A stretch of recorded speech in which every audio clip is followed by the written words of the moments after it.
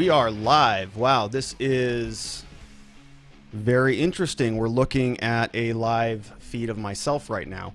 So this is the first episode of a live show that we're doing called Watching the Watchers. I had three things that I wanted to talk about today, but we just heard from President Trump that they are actually going to be banning all travel from Europe for the next 30 days. And I just so happened to have something I wanted to talk about, the coronavirus today. So we'll make sure that we get into that. This is something that is pretty wild. It's unfolding very quickly. And so let's start with the coronavirus stuff. So I wanted to originally talk about Harvey Weinstein, and we can get into that if we still have some time.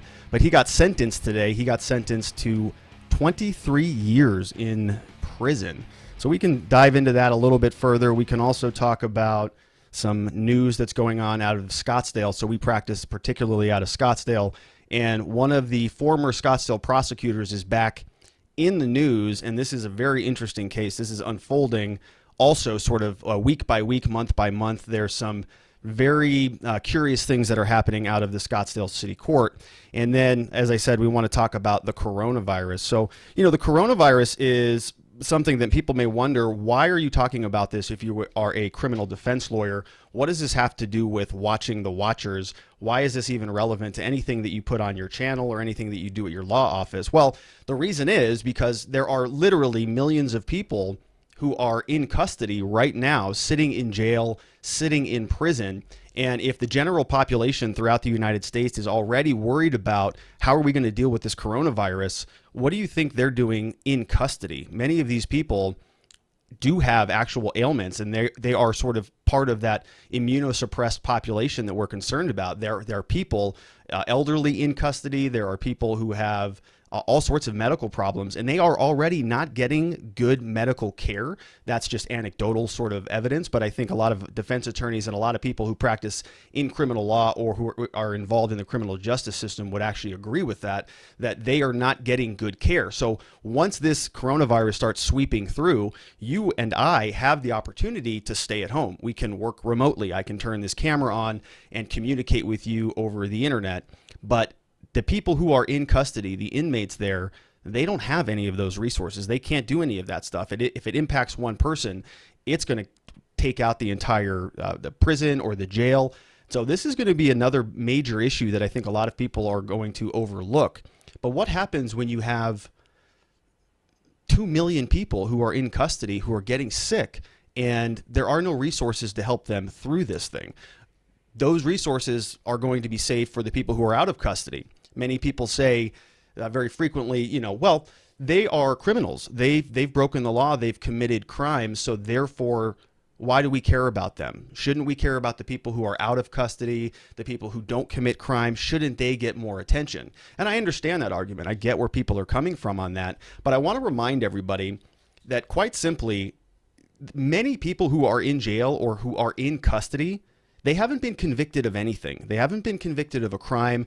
They're in custody because of some other reason. So in Arizona, there are certain crimes that you cannot get out of custody for while they're pending. So if you get arrested, you get taken into custody and you sit there basically until the judge lets you out, or in some situations, the judge cannot let you out. They're not allowed to. Or in some jurisdictions, the judges will impose very high bonds, meaning they're going to make you pay some money to get out of custody. And a lot of people can't afford that.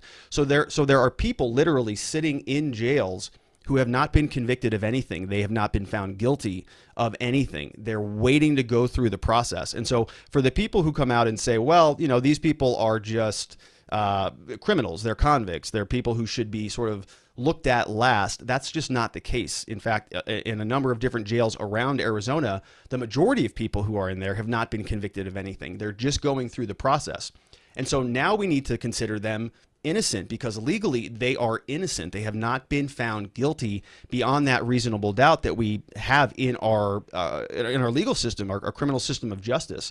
So this is a big problem. And, I've seen some people across defense forums and I've had people talk to me about, well, what do you think is going to happen? And I I don't know what the answer is. People are concerned that there may be some actual riots that are taking place in these prisons or in these jails. Suddenly there's going to be, I think, an influx of motions from criminal defense attorneys who say, well, our clients have compromised immune systems, or they're elderly.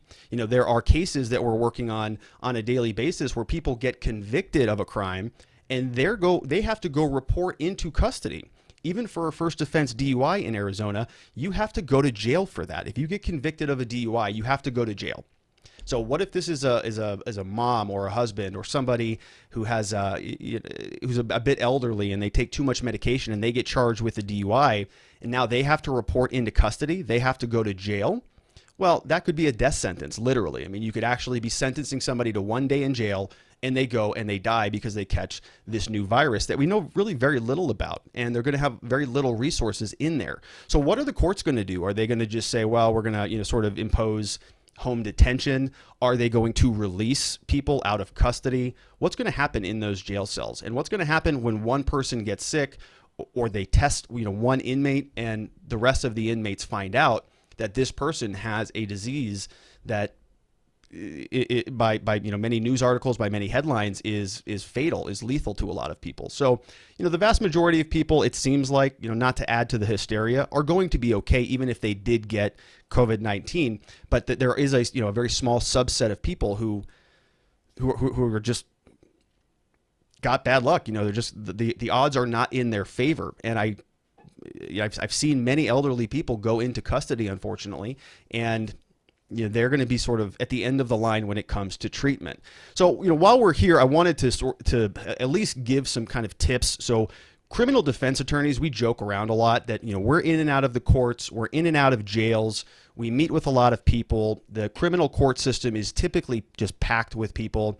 Anytime you go into a downtown court or a city court, it's just turning over people. I mean, the systems are very overwhelmed, and we kind of joke around that we've developed what we call jail immunity. If you've been down into the jails and you visited your clients down there, what kind of conditions exist in those environments. And so if you are interacting with those people all the time, the joke is sort of funny that our immune systems are super strong because we've been kind of inundating ourselves with germs and viruses and all this stuff that you find at the jails. It's a joke. It's kind of gallows humor, but it's actually not funny right now, because what we're talking about is something that's a lot more serious, a lot more drastic. And if people need to be put on respirators or ventilators or whatever, is necessary in order to help combat this virus, then I'm going to guess that, like many other resources that are currently lacking throughout the jails and the prisons, they're not going to get any attention. So it's kind of like they're just going to be, kind of on their own within a confined area within a prison system. And so I'm going to be very curious to see what happens. But back to my point. So when we're in and out of court, defense attorneys, we sort of develop these little tricks of the trade, as we call them. And it's not anything novel. Now, I'm not a doctor. I'm a lawyer, and I don't have any medical advice to dispense on this live broadcast. But I can tell you that there are things that we do, and I think that they help. Whether they do or not, that's up to anybody's guess. But the first thing that we have been hearing from the CDC and from all of the news agencies, from the doctors and the medical professionals, is of course to wash your hands. And that's what we do. Everywhere we go, we have hand sanitizers. I have some in my briefcase and my car, and I'm constantly sanitizing. I've got some right here on my desk, as a matter of fact. So we'll just always sanitize that sucker up, because it is important to stay clean. But what we also do in the jails and when we're going through the courts is we use a pen. Now, this is a little technique that I learned from one of my first bosses. Didn't learn a lot from that guy, but I learned the pen trick. And what he would recommend that you do is you actually take your pen, and this is your tool that you use to use the elevators and open doors and push papers around. You use your pen. You don't use the court pen, and you don't use your finger. The big important thing was when you're in the elevators, you are using the pen. You push the buttons with the pen, and you save your fingers for other things. And so I think that's pretty good tip. We use it a lot. So I always have my own pen. This is a nice blue pen that I take with me. And when I lather up in hand sanitizer, we'll just go ahead and smear some on this thing as well, and just keep everything nice and clean. So when you're signing documents in court, if you're signing motions to continue, if you are a defendant and you have to sign a plea agreement, or you have to go in, sign in, use your own pen. Don't use other people's pens. There's pens lying around in courts all over the place, but don't use theirs. Bring your own pen. The other little bit of advice that I got, which I thought was interesting, and I had not heard this actually anywhere else. There was a guy on Joe Rogan's show today. He does a podcast, and he was a sort of infectious disease experts, and he was talking about some ways that the actual virus can get in your body, and he was explaining that it's really just in the air. It's not so much having to do with your hands or rubbing your eyes or touching your face. Those are all good precautions to take, but this sucker's in the air, meaning if you take a big whiff of it and you're in a room with somebody who has the virus, you're probably going to get it. So it's not something that you can sort of plan your way around. You can put the masks on all day long, but it's just going to go right through the barrier of the mask and right into your lungs, and you're going to get sick. So something that I thought was a good tip, I don't necessarily know that this helps do anything with the air, but something that I heard was to basically what we call expunge your face. So this is something that we've been doing for a while, or I've been doing for a while, and it's in criminal law, we talk about what's called an expungement. So sometimes what will happen is people will get convicted of a crime, and then they have to go and deal with the record. So how do they deal with their record? Well, they file an expungement, or in Arizona, we have what's called a motion to set aside their conviction. And so we talk about expunging as wiping the record clean, clearing everything out so you can have a clean slate and a fresh start. And so somebody actually explained this to me, that when you're breathing in these different germs and these different viruses throughout the air, they're all going into your lungs ultimately, but they got to go past these protective barriers that are in your face. And so you've got these unique little systems that are already built into your physiology, into your body, that protect you from these things. You've got a nose, you've got nose hairs, you've got mucous membranes, you've got all these different pathways that the air has to go through in order to get into your lungs. But what ends up happening in many cases is that the actual virus will lodge into your mucus or into your membranes in your eyes, and what you should do is expunge all of that out. So when you're showering in the morning or at night or out throughout the day, if your hands are clean, you want to expunge everything out of your face. So you are blowing your nose very hard to just kind of take any of those membranes that have the virus in your mucus, and you're just expunging it right out of your body. If you don't do that, then the theory is that when your body starts to sort of reprocess that mucus, or you are breathing in and swallowing it, or it's being stuck in there and being reabsorbed into your bloodstream through those membranes, then that's something that you're going to actually catch the virus that way. But if you're constantly expunging, then the idea is that the virus doesn't have anywhere to stick, and it's going to flow back out of your body. So as I said, I'm not a medical professional. I don't know if it works or not, but it's something that I do, and I typically tend to be a pretty healthy guy. So those are two kind of quick tips that I think are useful. The hand sanitizer one is something I keep all over the place. The pen trick is actually 3 tips. The pen trick, and then of course the expunging your face. Now, there are situations where you or your attorney or whoever you're working with, you may be able to actually set up video calls. So this is something that everybody, of course, is doing as a response to the coronavirus, but there is an ability for a lot of institutions to actually communicate with your loved ones, inmates, anybody in custody, through video conferences. So in Arizona, we do have that set up. It's already been set up. In fact, they've actually tried to get attorneys to stop going down and seeing clients who are in custody. They want you to call in and do the whole thing over a video conference, just for the sake of ease of operations, or whatever the jail's policies are. They want you to communicate via video calls. Same with other people. So if you have somebody you know or love who's actually in custody, you may want to just double check with them, make sure they're set up on that process, or you've got an account set up. A lot of these jails use private third-party providers to actually establish the accounts and put money on their cards. And so if you are, if you're in that situation and you want to communicate with somebody in jail, see if that's possible. And if you worked with an attorney and you know somebody who's in custody and they may be compromised with their immune system, or they've got some health concerns that you're worried about, this may be a good time to reach back out to your attorney and see if there's anything they can do. Can they ask the judge to modify the terms of their confinement order so that they don't actually have to spend the time in jail? Maybe they can spend it at home on home detention, or in a different, in a different facility, or you can ask them to be isolated a little bit further. There are going to have to be some movement, some changes in the criminal justice system.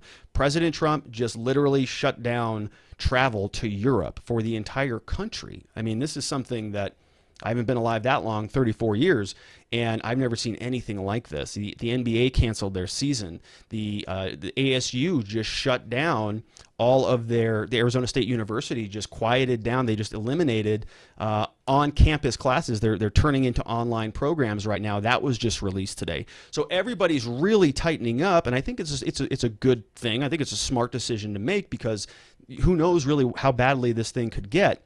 But when we're talking about jails and the justice systems and judges, the unique thing about criminal law is that, unlike some other fields of law, some other areas of law, what we do has to be done in person. We have to go to court with our clients physically in most cases.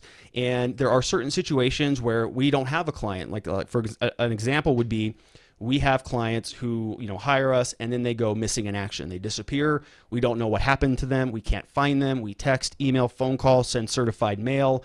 Sometimes we'll actually, go to physically try to track these people down, because we're representing them on their case, and it's important that we deal with it appropriately. But if that person stays gone, if they're just not available anymore, then what can happen is the court will move forward and progress on their case in what's called absentia, meaning that person is not there. We're going to proceed without them. And so the attorney and will be sitting there during a trial, and there'll be no defendant. There'll be no client sitting in the chair next to them. And so now we have a jury of people who are impaneled, who are sitting there, 7 in some states, 12 in others, and sometimes, a variable in between the two of those. And you'll have all these people sitting there, and they'll see that you don't have a client in your seat next to you. So who are you representing? You're representing basically a nobody. And those trials do not go well for defendants, because the jury wants to see that somebody's sitting there in court, that they care enough about their case to be there. If that person is not there, they almost always get punished. The jury is going to find that person guilty just due to the fact that they're not present in court. And because of that's kind of a principle to illustrate how important it is that people are physically going to court. For felony cases in Arizona, judges require everybody to be there at every single court proceeding, even if you're out of state in most situations. If you live in Florida and you've got a felony charge in Arizona, they're going to make you fly back and forth for that. You're going to have to come to every single court date, and you're going to need to get permission from the court to even go back to Florida in the first place. So you've got all of these requirements of physical presence, meaning the defense attorneys need to be in court, prosecutors have to be in court, jurors have to be in court. You've got bailiffs, you've got expert witnesses, you've got the defendants themselves, you've got defendants' families. Everybody has to be summoned and come into court, which is already sort of a cesspool in a lot of ways of people who have all sorts of problems going on. We've got a lot of people with mental problems, mental disorders. We've got homeless people. We've got people who have addiction problems who, and a lot of these people, they don't take good care of themselves. They don't have good hygiene. They're certainly not, washing their hands or using hand sanitizer. They're worried about other things, not a coronavirus. They're worried about going to prison and stuff. So they're not thinking very clearly. They're not in their right minds as they're going through this process. And so if the court is going to continue to have people be required to show up to court, there's a good argument there that they're actually not doing much to stop the spread of the coronavirus. Are they actually contributing to the cause? And so, who knows where this is going to go with our country? I'm sure there are some people who do. I certainly don't. I would suspect that we're going to see more and more of these types of shutdowns in the very near future. I think other schools are going to start shutting down. I think other businesses that have high concentrations of people are probably going to start implementing remote work procedures. And so this is going to be very interesting how this carries over into the criminal justice system. We're going to be doing everything we can to help our clients make sure we can keep them out of custody, make sure that anybody else who's currently in custody has some options, because certainly this would not be a very tragic thing if there's people who have not even been found guilty yet, who are going through the process, suddenly are not allowed to come out of custody, their bonds are not released, and they end up dying. That's going to open up an entire new can of worms as it relates to the criminal justice system. We already have a lot of problems with how they operate these things. I don't think all these people should be in custody as much as they are, and bonds are quite high. And the point is, it's going to get messy, in my opinion, and we're going to wait and see what happens, and we're going to follow along with the entire thing. Now, that is a great segue into somebody else who will be going into custody very soon, and of course, we all know who that is, Harvey Weinstein. So Harvey Weinstein got sentenced today, and he's going to prison for a very long time. I was actually quite surprised by this. And, this is not something that I typically cover on Watching the Watchers. Watching the Watchers is a segment that I like to do where I talk about police officers and prosecutors and politicians and judges and anybody who's involved in the criminal justice system. The idea is to hold them accountable, because a lot of the times these people will exploit the rules. The judges or the police officers have we call it the blue shield or the blue code of silence. And so you see police officers all the time sort of engaging in misconduct, but they never get charged with crimes for it. And so we want to hold them accountable. The reason I wanted to talk about Harvey today is because he's sort of in that same category, in my opinion. This is a guy who had a ton of money, a ton of power. We see pictures all over the internet of him with, all sorts of politicians, and I think there's pictures of him with, Hillary Clinton. He was a big supporter of hers, and so this guy was connected up into the highest echelons of power throughout the entire country, and that enabled him to go on just decades of havoc, of chaos, of just ruining women's lives and people's lives throughout the entire country. And he was able to get away with it because of that power. So in a lot of ways, I see his position and his fall from grace as being very analogous to a lot of the other types of people who exploit their positions and their power in order to game the criminal justice system. So, we're going to cover Harvey today because I think it's important to kind of shine some light on what happened here. Now, the other thing that I wanted to mention was that, Harvey is somebody who I was a little bit surprised by this verdict. I was thinking for sure this guy had some, so much power, so much money, and so many resources that he was going to sort of skate on this thing.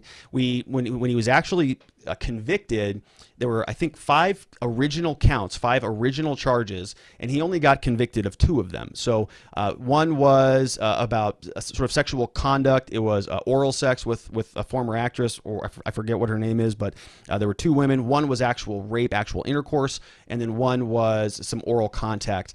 And those are very heinous charges, but they're not as serious as some of the other charges that he was charged with. So the first one was rape, essentially in the first degree. So I read the New York statutes. Now, I'm not licensed to practice law in New York, but I did read through the statutes. And so kind of a rape in the first degree charge is one where there is actual physical force, is what the statute read to me. There's physical force, meaning somebody's holding somebody down, somebody's restraining somebody. There's some physical contact that's taking place. Harvey was charged with that, but he wasn't convicted of that. Now, that's a much more serious offense than what he was convicted with, which is actually rape in the third degree. And if you read the statute on that, it's a lot less about physicality. So there's no physical contact in terms of holding somebody down or restraining them against their wishes.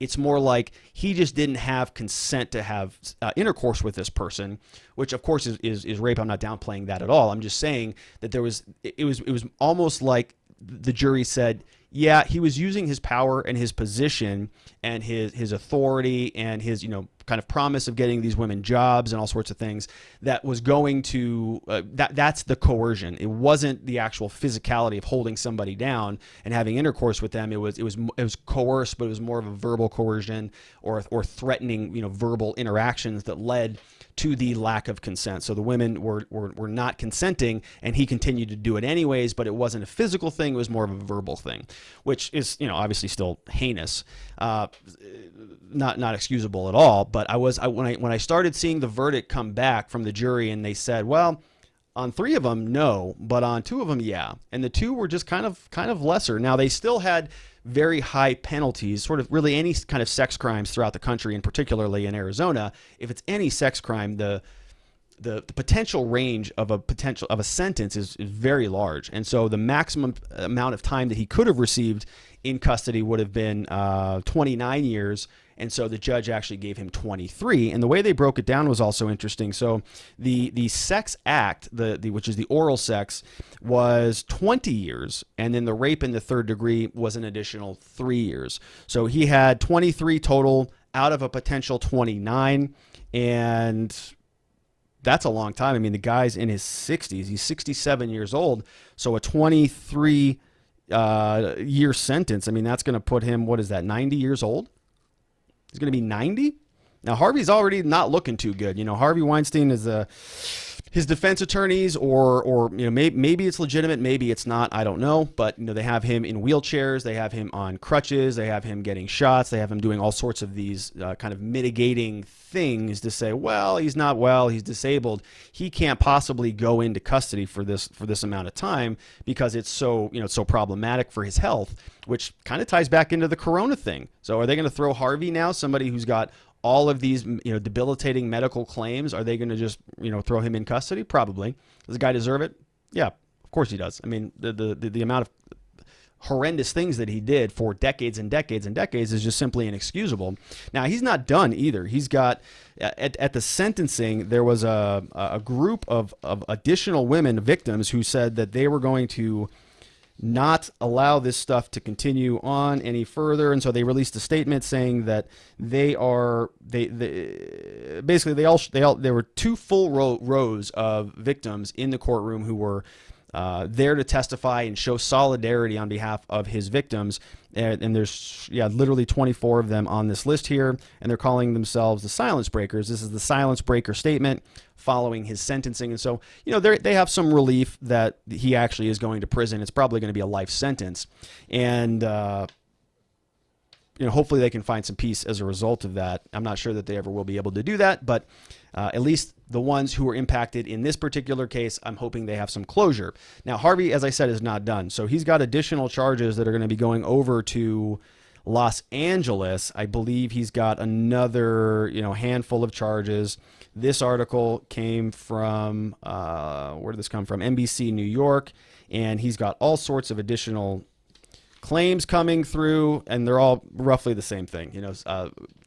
Basically rape and copulation and all sorts of different, forcible rape, forcible oral copulation, sexual penetration by use of force, sexual battery in California cases. So he's still under investigation. It's going to be interesting to follow this one along. This is a guy who is going to be going into custody, and then new charges are going to be filed in different jurisdictions depending wherever his other victims were. And so they're going to have to physically transport him. I don't think that these prosecutors are just going to say, well, here he's going to jail on this one case, so we'll just leave it at that.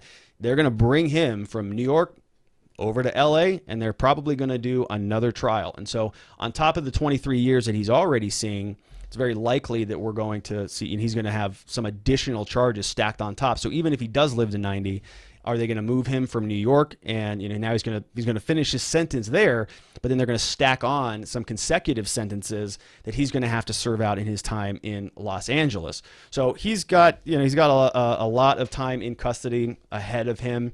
This is something that I think is very clearly just. When I first became a criminal defense lawyer, my mom actually said to me, how can you possibly be a criminal defense lawyer? How can you ever think about representing people who have committed crimes before? And it's kind of a funny conversation, and something that I thought a lot about as I was getting into this field about 10 years ago. And what I have learned over the years is that the vast majority of people that we help, the people that are actually coming to our office on a daily basis, 99.9% of them are very good people. These are people who our fathers and mothers and husbands and wives and, parents and coworkers and employees. And we've represented, airline pilots and firefighters and police officers. We've even represented police officers. And a lot of these people are just very good people. They just made one bad mistake. They had too much to drink one night. They were in an argument and the neighbor called the cops on them. And, now they have to deal with the repercussions of that. We sleep very well at night because we know all we're doing is helping those people get their lives back on track. We're helping make sure that the government, the prosecutor's office, that the whole system doesn't just blow them out of the water. They get a fair shake. They go through due process. They get a good deal, and we're able to put them back in order, put their train back on the tracks so that they can continue on with their lives without losing their jobs, losing custody of their kids, never being able to get employed again or stepping down a couple tiers in terms of their career. We want to correct that. I said 99.9%. There is a 0.1% of people who are just not good people and are much more sort of analogous or it's similar to evil people.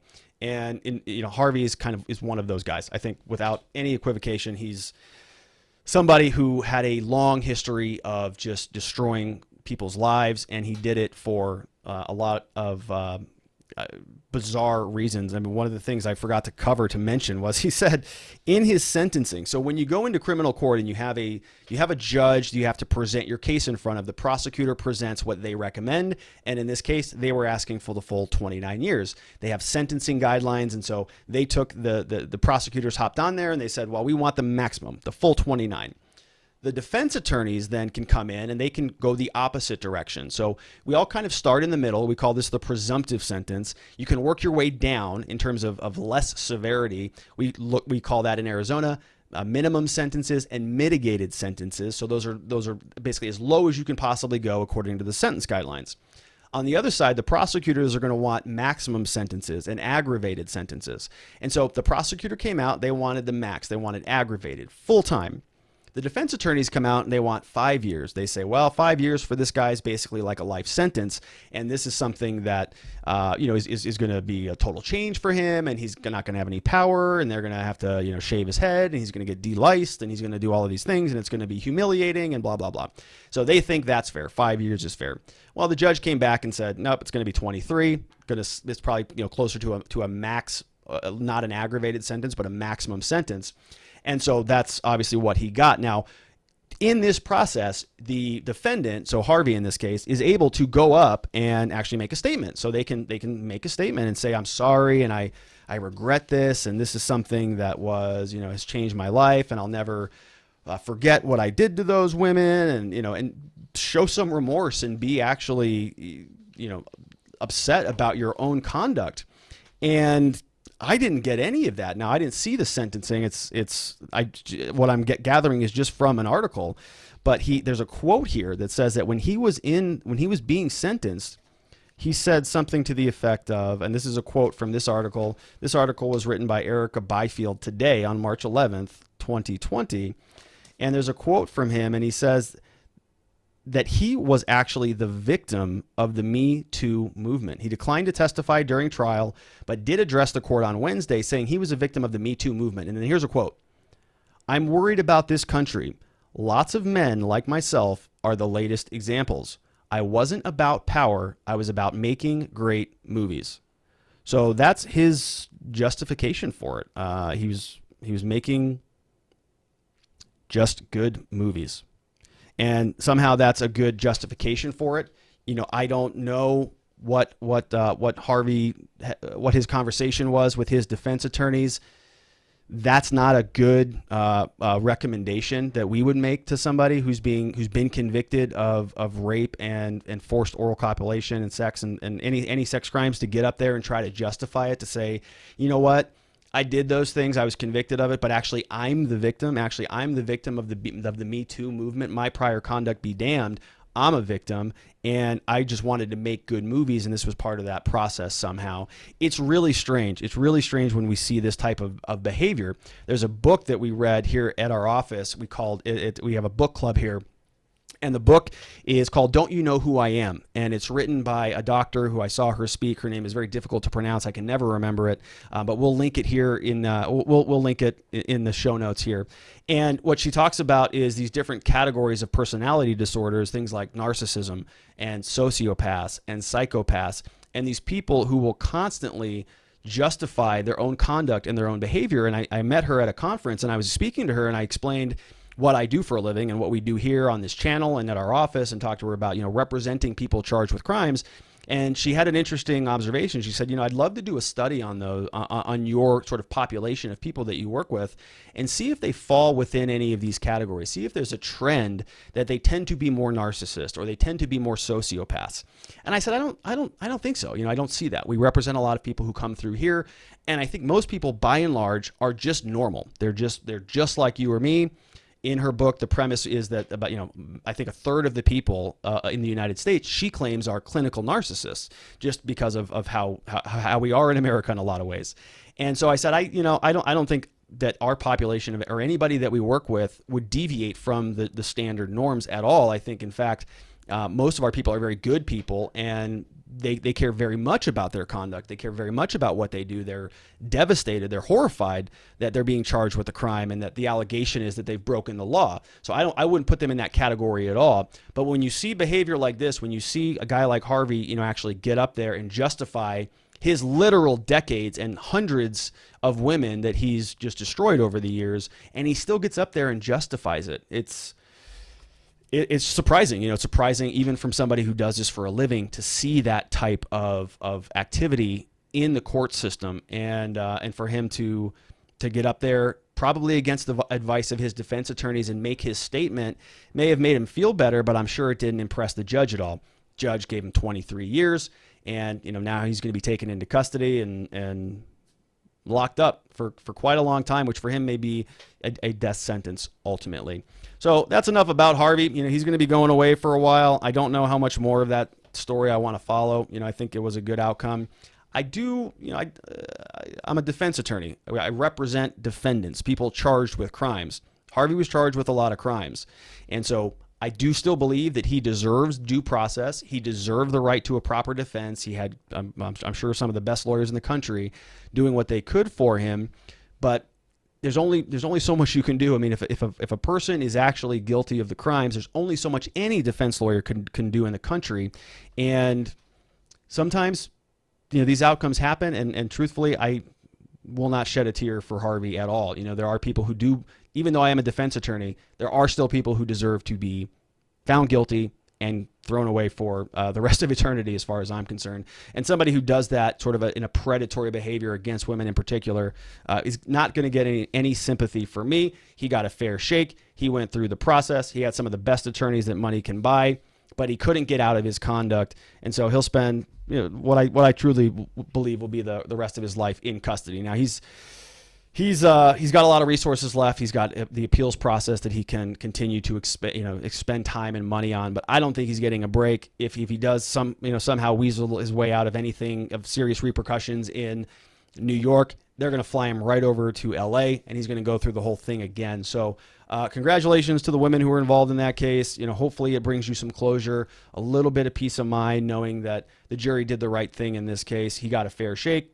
Jury found him guilty, and I would agree with the jury's verdict. I don't think there's any shred of reasonable doubt as to what this guy did, and I certainly don't endorse his conduct. So we'll leave Harvey at that. Now, I want to also talk about one interesting thing that's happening in Scottsdale. So this is right in our backyard. My office is in Scottsdale, Arizona. We're just north of a town or a city. It's actually a big city, Scottsdale, Arizona. The Scottsdale City Court is about 5-7 minutes just south of our office. So we're there all the time.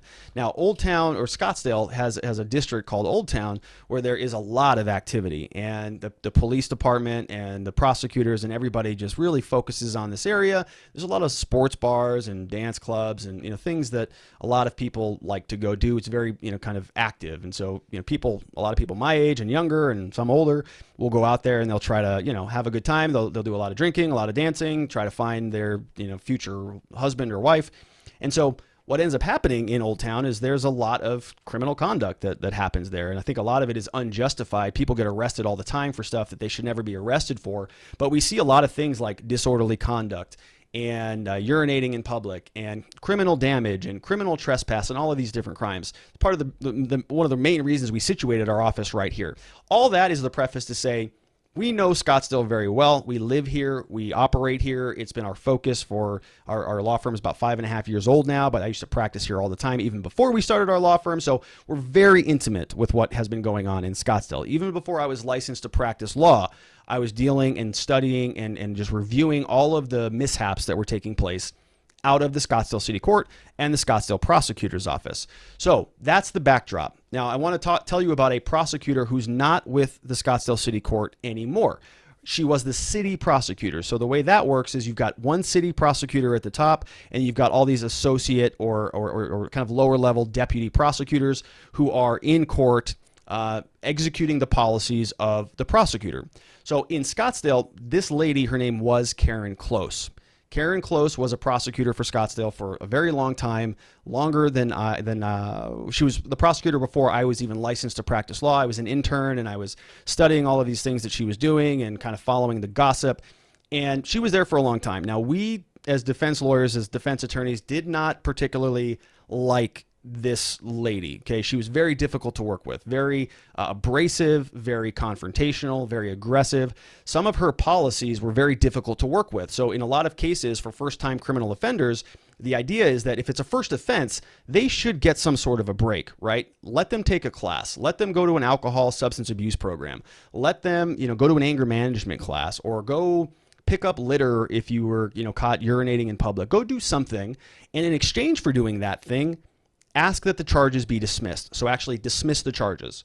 So you do something to kind of benefit the community and benefit your society. And as a result of that, you're going to earn a dismissal of the charges from the prosecutor's office. It's called diversion. Makes total sense. Makes sense to me, makes sense to almost everybody. And a lot of different courts and jurisdictions in Arizona have those types of programs in place. When Karen was the prosecutor, a lot of those options just didn't exist. So for certain offenses, she would say, no, we're not going to offer that. You just have to plead guilty, even if it's a first offense, which means people now have criminal convictions that are going to follow them around forever. They're going to just be problematic for them, even for first offenders. So the policies were very, very aggressive. Now, she is not with the Scottsdale City Court anymore. Okay, she resigned or was asked to leave, or who knows what happened behind closed doors with the city attorney and the Scottsdale prosecutor's office. But Karen Close is no longer around. She's not around anymore. After the defense community got wind that this was happening, everybody was doing cartwheels and backflips, and people were very happy about it, because policies were going to be more in line with what we believe is just. We think that these are unreasonable outcomes that she was propagating throughout the entire Scottsdale City Court, throughout the police department. It's a very busy court. They have a lot of people. There's a lot of money in Scottsdale.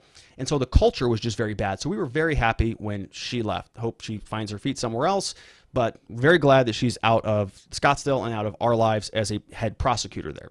So now the Scottsdale prosecutor's office, they need a city prosecutor. They need somebody who's going to come in and take the reins. So that's what they did. They found somebody else, and this guy's name is Sean Fuller.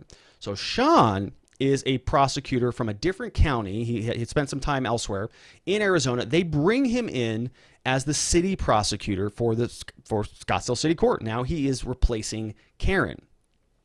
That happened in November of 2019, if I remember correctly, and he just got fired in February.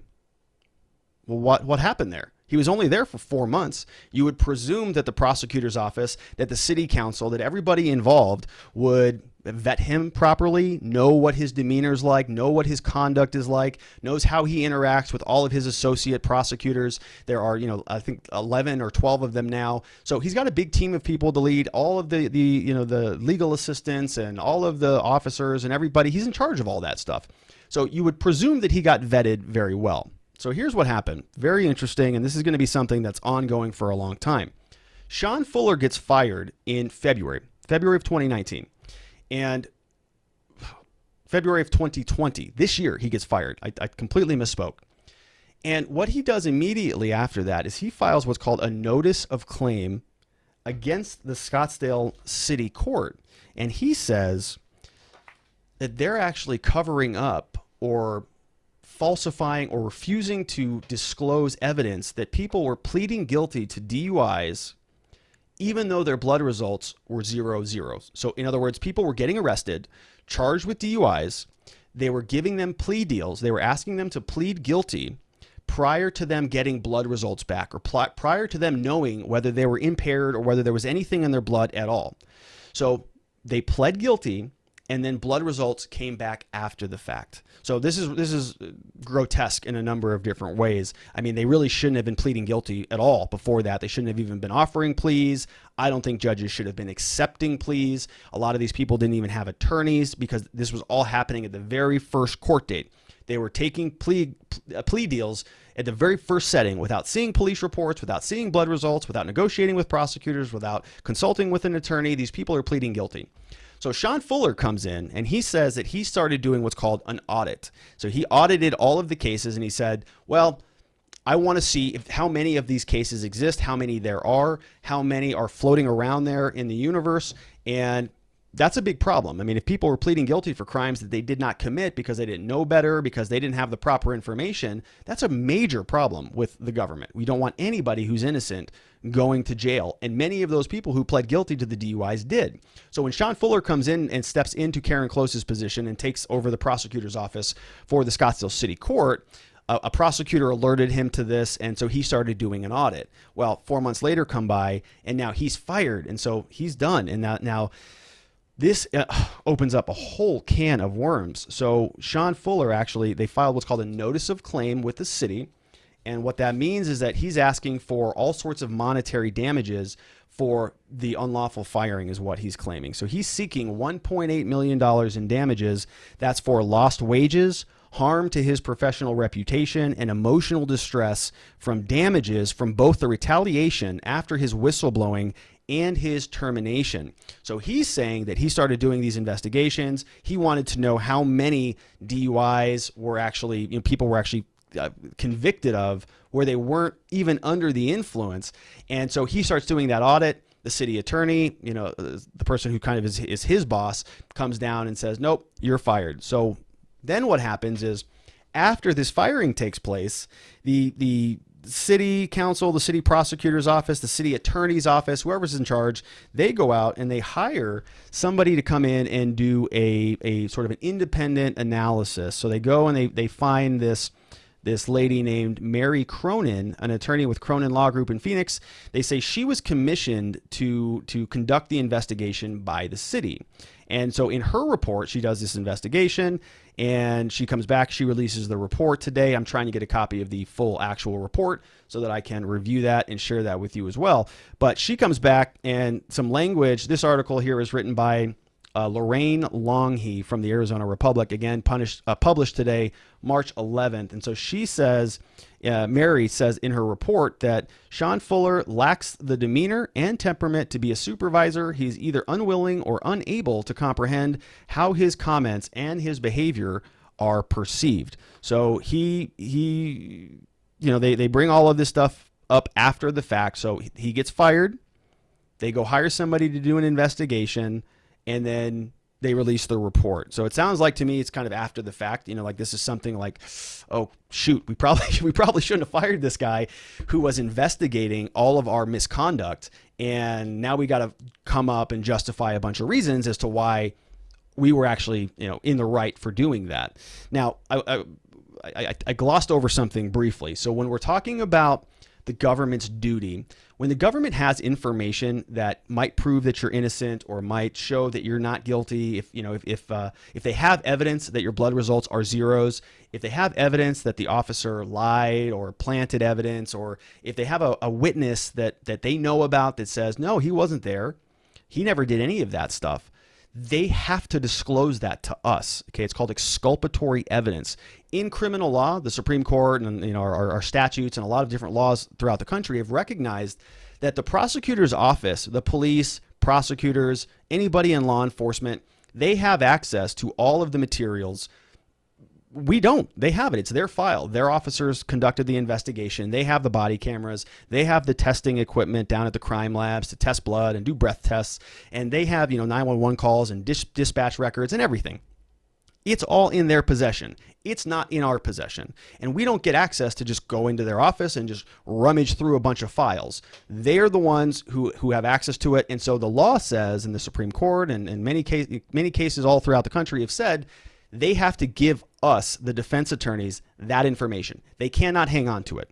If they do, that is a major problem, because if they know that a witness says that person didn't do it, but we don't know it, our whole defense is gone. I mean, we could easily have that case dismissed. And so the idea is that a lot of these prosecutors' offices and a lot of prosecutors will hide the ball from the defense. And that is a catastrophic problem. I mean, it undermines the very principles of justice that we've sworn to protect throughout the entire country. It's embodied in our Constitution. And so if that's not being done appropriately, that's a very big problem. So when Sean sees that this is happening and he calls it up, they put the kibosh on that real fast. They said, nope, no more audits. You're not doing that anymore. And they fired him immediately. So they bring him on. He's there 4 months later. He's already gone. And, the report, we just keep going through it. They're doing a pretty good job of kind of dragging his name through the mud. And I think they're kind of stretching in a lot of ways. So they go through and they are investigating him. They're saying that, Sean Fuller treated men and women employees differently, and they noticed a difference in how he conducted themselves with them. With women, he would have an office manager in their office. With men, he didn't do that.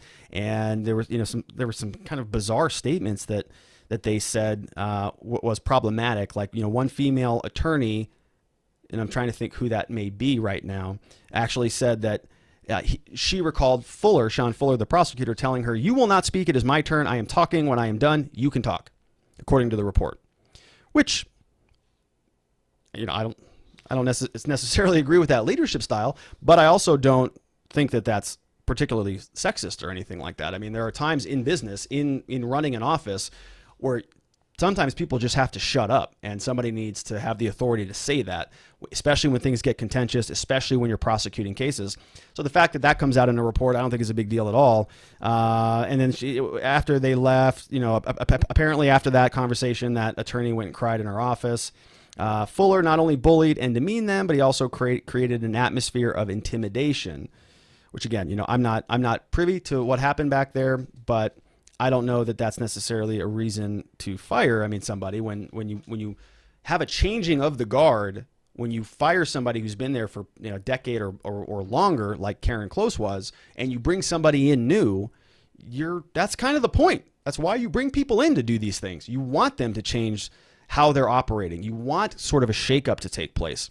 You want to break the old tradition that was happening, and sounds like Sean Fuller was doing that, quite frankly. So I'm not real sure, what this means, other than the fact that they're just trying to justify their answers, that their basis for firing this guy. So, we're going to see what happens. I am going to try to get a full copy of this report that was released by this independent investigative law office. We'll see what they've done. Meanwhile, Sean Fuller's claim will continue. He's got a notice of claim. He hired a local law firm here. And so they're suing the Scottsdale City Court for the Scottsdale City government for $1.8 million.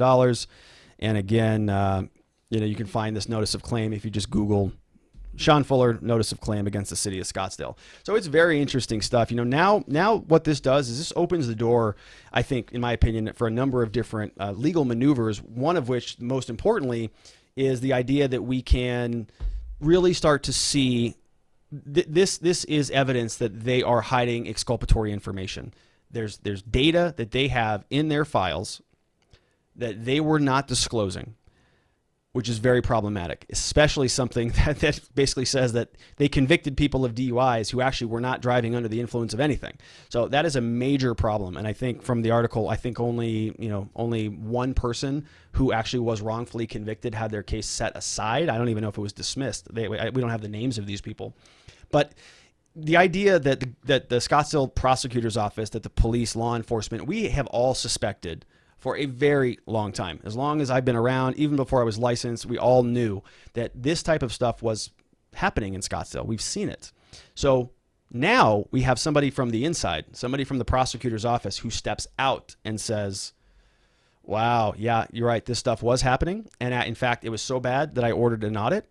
And it was really so bad that they just go ahead and they just fired me. They just walked me right out because I was prying into something that should not have been pried into, because it doesn't go against, it's not in line with the city's interest. They want to protect the integrity of their prosecutor's office. And so if he goes through and he audits 5 years of cases, that's thousands and thousands of cases.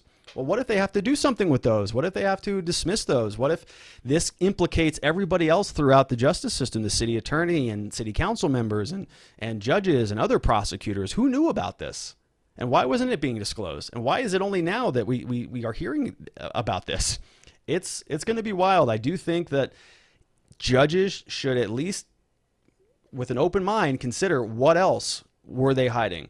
What else is not happening appropriately in the court system? And so, if we are requesting materials and they're not giving it to us, now we have a basis to say, well, we don't trust what you're giving us because your own city prosecutor says you were not disclosing exculpatory information.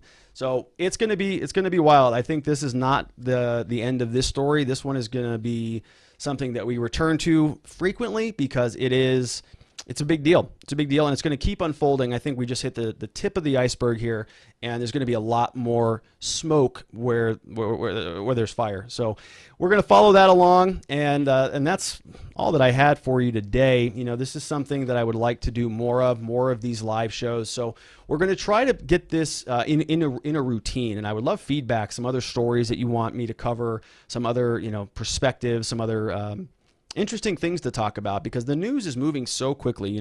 We talked about coronavirus today. We talked about Harvey. We talked about this local case with Sean Fuller. And I have a stack of other things that I just want to talk about, but I can never get to because the news moves so quickly. I wanted to cover stop and frisk with Bloomberg and all of these other stories. And so what we're trying to do is plant a good stake in the ground right now and say on Wednesday nights at 7 p.m. Arizona time, we're going to hop on here, and the stuff that I ordinarily can't get to, that I can't make a full-time video about, we're just going to cover right here on this show. So I think it'll be a lot of fun. I would love to get better at this. This was my very first live stream. I'm using some software that I'm not super familiar with, and I know there's going to be a way for me to answer comments and respond to the chat. But I haven't figured that part of it out yet. But I did want to hop on here because we have some interesting things that are developing in criminal law.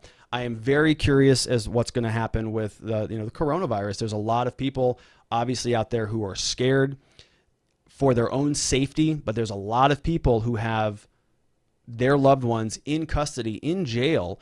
And so, this may be a good time to write your representatives or to write the judge and say, look, we know that all hands are on deck on this thing. We know that resources are being spread throughout the entirety of the country. Let's not forget the people who are in custody. This article came out from Bloomberg Keats or something. I forget the name of it. There are 2 million people. 2 million people crammed into the prisons. 2 million people who are just stuck there, and there's nothing that they can do about it. There are no hand sanitizers because hand sanitizers have alcohol in them. They don't have independent medical care. They can't just go out and see their doctor. Even if they say, hey, I have a cough, I'm having trouble breathing, where is that going to go? What are they going to do about it? Now, of course, all of the agencies are saying, well, we analyze everybody on a case-by-case basis, and we make sure they get the medical care that they need, and there's nothing cruel and unusual about what we're doing. But remember that there is the cruel and unusual, amendment. There's no in our Constitution, you can't treat people in cruel and inhumane ways in our justice system.